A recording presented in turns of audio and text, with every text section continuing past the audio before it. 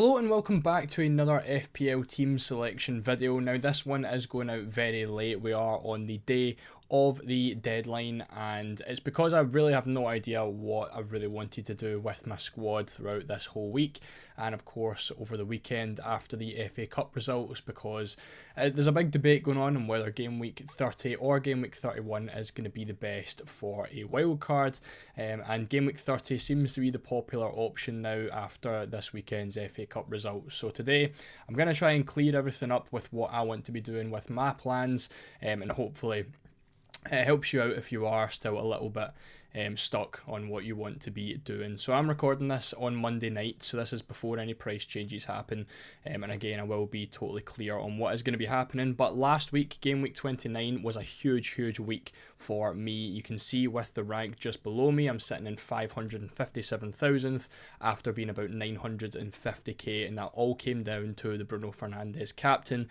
where he got a huge 34 pointer. So that really has got my season right back on track, and now with a lot of chips to be used and a lot of double and blank game weeks coming up, there's a really big opportunity for me to finish the season with a really nice rank that, you know, 2-3 weeks ago really didn't look like it would be possible. So very happy with the way things went last week. Of course, Milenkovic done really well, so did Wisa. A lot of players that done fantastic, and Milenkovic was actually a last minute transfer that I did end up going for before the game week 29 deadline, so thankfully things actually went well for a change, and yeah, so really happy with everything. Of course, Chris Wood was a bit of a disappointment, and he is now of course injured, so he is another one that we are going to have to look at, but again we will talk about it in this video. So as it stands, this is the team that I will be heading into game week 30 with if I'm not going to use the wildcard chip. Now I am going to have to use a transfer in order to field 11 decent players, and that's going to be Chris Wood coming back out for Mateta, which is going to probably be the move I think that I do make. I'm between Mateta and Marmoush. I think both could do really well this week. Either way, I'm going to be captaining Isak. If you want to know why, you can watch this week's captaincy video, which came out yesterday. But yeah, so Mateta to Wood is going to be a transfer that is going to have to be made because of the injury to Chris Wood. Now I could also potentially, you know, just play Wissa against Newcastle away and save a transfer, which is another option that I am tempted to do.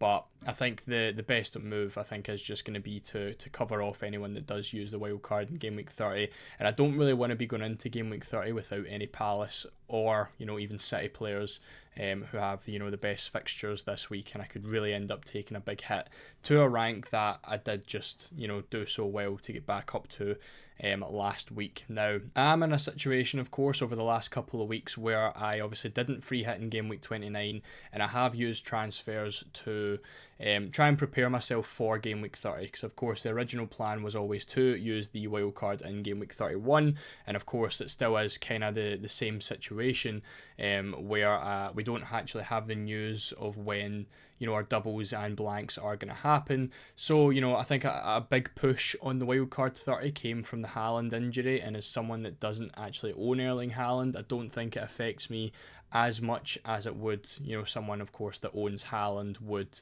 You know, a lot of other players, you know, Cole Palmer's also a doubt, but he has been back in training, so I do think he will start. Of course, this week I do still have a very competent team. It is just the fact that I'm missing out on Palace and Manchester City that is going to be the big factor here. If any of my players don't play, for example, Cole Palmer is still out injured, which I really don't think he is, I've of course got Wisa on the bench as a potential backup. So of course the downside to not using the wildcard this week is going to be the fact that I'm going to have to use a transfer to get a full team. If I was to wildcard a week early, I would be able to save that transfer and kind of look forward to game week 35, 36, where you know, I'd have a lot more transfers built up in the bank to potentially navigate around that. So it is still something that is under consideration. I want to be clear that this is just my team thoughts at the minute. We do still have the rest of today to really decide if I want to hit the wildcard button. I'm going to make the Wood to Mateta transfer tonight. Again, as of recording this, so that'll be last night, because Mateta is due to go up in price and Chris Wood is due to drop in price, and of course if I do end up using the wildcard, then that transfer is going to get given back to me, so there's nothing really to worry about there. Now, when it comes to potentially using the wildcard, this is the team that I have ended up opting for, and it's probably the exact 15 players that I will be going for if I do end up hitting the wildcard button before the deadline comes around. Now, of course, we've got the triple Newcastle and we have the triple Crystal Palace. Again, this is very game week 33 based, or game week, where we've got the doubles. Game week 32, Palace and Newcastle are both set to double, and then game week 33, it's going to be Crystal Palace, Man City, Arsenal, and what's the other team that doubles? Aston Villa. But I actually don't have any Aston Villa players in this team, purely because I think I'll use my transfers to get those guys. I think the likes of Jacob Murphy could be a decent option to move on to like Morgan Rogers, and then we get an extra doubler out of that. But that again is something to look at in the future. But I've got a lot of players in there. I've got 2 City, I've got 3 Palace, I've got 3 Arsenal as well, so lots of doublers upcoming. Of course, the double Bournemouth, who have Ipswich this week, so a very, very well set out team. And again, that is basically the perfect team for one game week 30. And of course, the doubles is just heavily reliant on the fact that the doubles go where we expect them to go. Because if the scheduling gets changed and some of the doubles don't go in game week 30, then I could be left with a bit of a problem. And is that going to be worth it? For one game week, which is obviously game week 30, depending on the points, I'm not really too sure on that one. So this is the comparison that I've put together for my team, of course, personally. If you want to, try and do this for yourself with your own team, I definitely would recommend it, because it gives you a good idea of what you really think is going to be the best move for your team. Now, for me, I've got 6 differences in my starting 11 for my current team and my wildcard team. Now, again, looking at the wildcard team, green fixtures all over the place, but the no wildcard team isn't actually that bad either. Obviously, I've got Pickford against Raya. Raya is very much the better option there, but at the same time, the goalkeeper ceiling is very, very low. So I expect Pickford to pick up saves.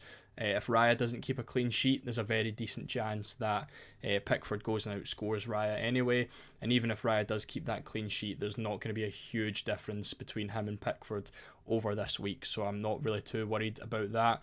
I think the other defenders is where you really are going to see potential big differences in points. I think Munoz and Vardiol on the wild card is going to do a lot better than Gabriel and Milenkovic not on the wild card. So that's really where I do think the points could come from if I'm going to be using the wild card.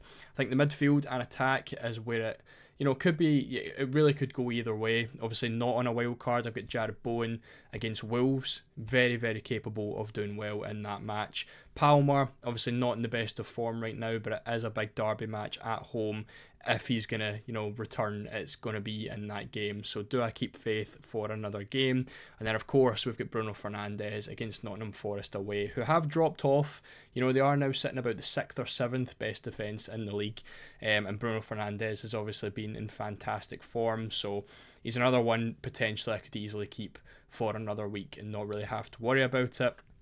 On the other side, on the wildcard side, I've got Bukayo Saka. He has been, announced as fit to start by Arteta. Whether he does and whether he gets the minutes that he's actually a worthy transfer is again still up for debate. So again, another reason why no wildcard this week could be better, because I can wait a week and see what happens with him before deciding if I want to bring him in or not. And then obviously Sarr and Marmoush, 2 really good options again as well, who are very, very capable of hauls. So I think they're really I think Munoz, Vardiol, Sarr and Marmoush are the 4 players that I'm really missing out on this week and could go big when it comes to points. So it's just really trying to work out if those 4 players is enough to use the wild card a week early or not. Of course, down the bottom we've got our pros and cons for each.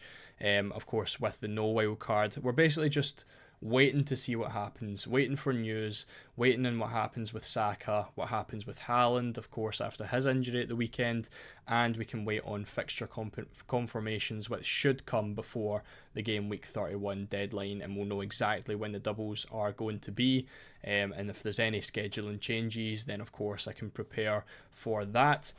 The only issue is, of course, we do lose out on a lot of team value. Again, there is about 5 price changes happening tonight that I could jump on if I was on a wild card and get myself some extra value. But at the same time, I'm kind of, a little bit more wary. Of course, the value is important for wild cards, which, again, after next week, we're not going to have any more of. The bench boost and the free hit. I don't really think the value is as necessary there. Of course, there's only 8 game weeks left remaining, so I think the team value is not as important at this moment in time. Again, we are going to be using a transfer to bring in Mateta, so I could be saving a transfer if I was to use the wild card this week. And again, no City and only 1 Crystal Palace player could be a huge issue.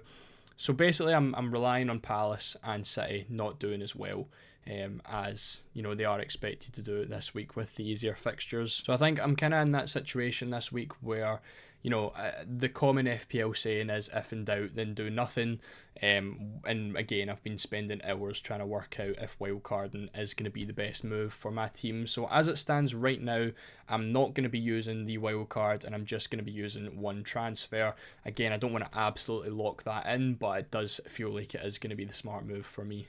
So with that being said, this is what the team is going to look like for game week 30 as far as, I think right now. It does feel like it's going to be the smart move. I don't really think I basically just need to hope that Palace and City don't go and smash their opponents this weekend or this week. And my current players, the likes of Bowen, Fernandes and Palmer, can go ahead and at least get some decent returns. So let me know what you think. Is it the smart move? Down in the comments section. Any comments that you leave before the deadline, I'll make sure to read, and I'm sure they'll be very, very helpful. Make sure to leave a like on the video if you did enjoy. Subscribe for more FPL content, and I'll see you all in the next video.